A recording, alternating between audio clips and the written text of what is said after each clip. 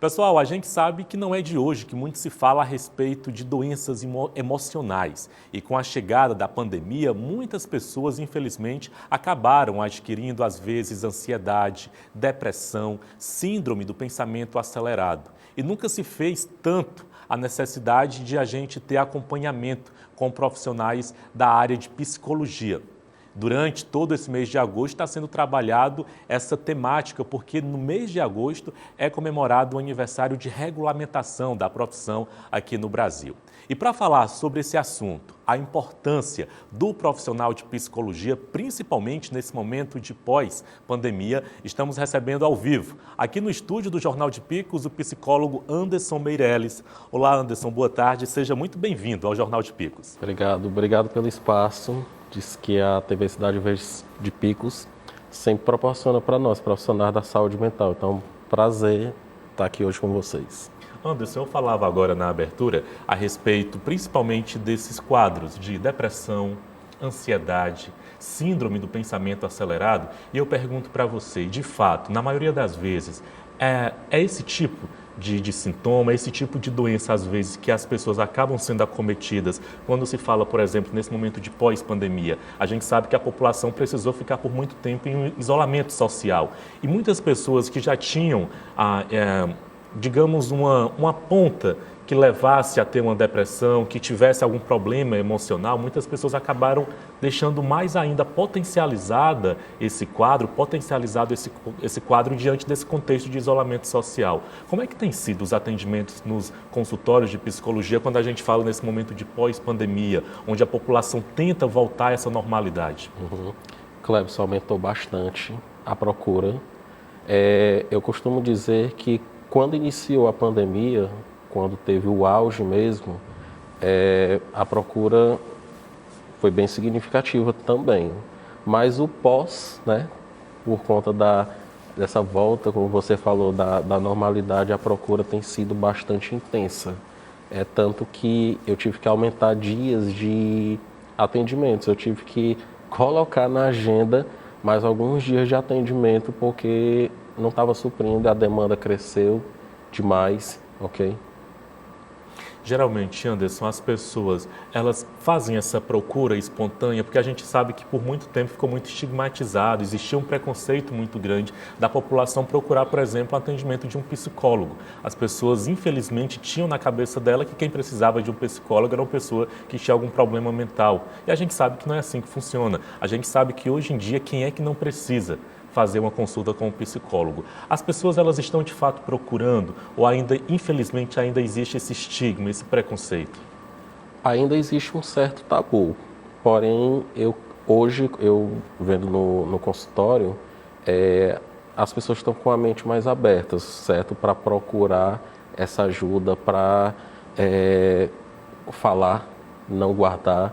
Então, assim, ainda existe o tabu, mas nós, né, enquanto profissionais da psicologia, a gente tenta desmistificar e quebrar esses tabus. Por exemplo, quando o paciente chega, né, a primeira vez, eu sempre faço aquela ligação, olhe, por que não deixar de procurar o serviço de saúde mental? Porque quando você está com um problema, um exemplo, uma dor no dente, você não vai ficar com aquela dor incomodando. O que é que você faz? Você vai procurar o dentista, né? Quando a sua vista está embaçada, algum problema na sua vista, você não quer correr o risco de talvez levar um tombo na rua, ou etc. O que é que você faz? Procura o oftalmologista. Por que não buscar o serviço de saúde mental? Porque quando a mente está legal, está tudo legal. Quando ela não está, pode ter certeza que em algum momento da sua vida, aquele sintoma vai aparecer, em alguma fase da sua vida. Então, a gente, enquanto profissional da saúde mental, estamos quebrando esse tabu. E vamos conseguindo. Anderson, além das sessões, do acompanhamento, essa conversa realmente mais próxima do psicólogo, hoje, quando se fala dessas doenças emocionais, quais os protocolos a ser seguido? O tratamento, por exemplo, existe um tratamento, digamos, farmacológico mesmo, com medicação, ou geralmente ela é realmente com base em terapia, é algo mais natural? Então, o serviço de saúde mental, ele não se restringe apenas a nós psicólogos, tem os profissionais da psiquiatria também. muitas pessoas permanecem, né, em sessões com o psicólogo.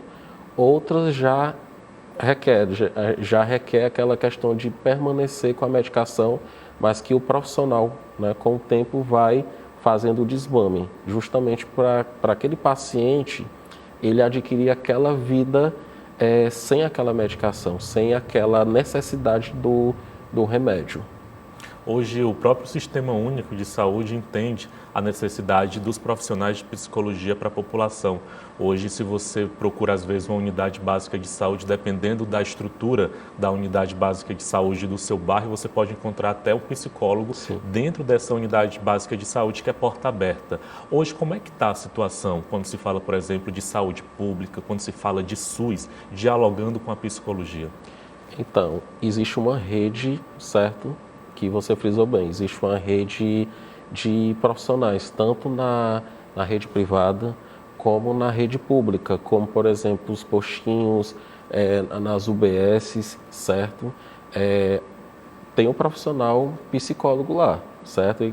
Mas como você mesmo frisou, depende também muito da estrutura. Às vezes, aquele local onde é o postinho não tem aquele espaço para o profissional da psicologia, mas tem, sim, a rede de apoio e vários profissionais também. O próprio CAPS, se eu não me engano, né? Sim, sim. No CAPS tem tanto psiquiatra como psicólogo também. Eu falava agora há pouco também a respeito do aniversário da psicologia, a regulamentação da profissão aqui no Brasil. Em agosto de 2022, nós estamos completando aí 60 anos da regulamentação. E eu pergunto para você, Anderson, ao longo dessas 6 décadas, o que foi que vocês conseguiram, quais foram os avanços que nós tivemos na área da psicologia e aonde ainda nós precisamos melhorar? Então, apesar de 60 anos, ainda há muito assim, a se conquistar, né? Como, por exemplo, nós não temos a questão das 30 horas, o piso salarial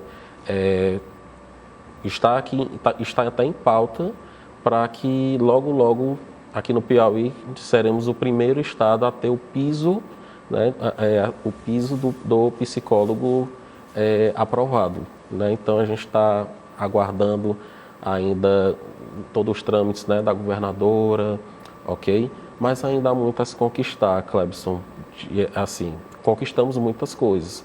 Eu creio que assim, a pandemia nos deu aquele up para valorizar a profissão, mas ainda temos muito a conquistar.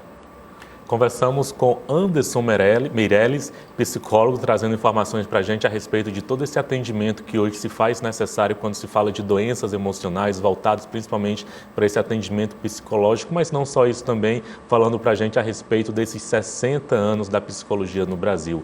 Anderson, eu queria agradecer pela sua participação no Jornal de Picos. Obrigado a você. Eu só queria pegar um pouquinho desse agradecimento e parabenizar toda a nossa categoria. É difícil, é desafiador, mas muito prazeroso. Mandar um abraço também para a nossa presidente do Conselho Regional de Psicologia, Juliana Maia, por todo o empenho, e estou à disposição, viu? Quando a TV Cidade Verde precisar para esclarecimentos, pautas, estou à disposição de vocês. E obrigado mais uma vez pelo espaço. Nós que agradecemos. Boa tarde.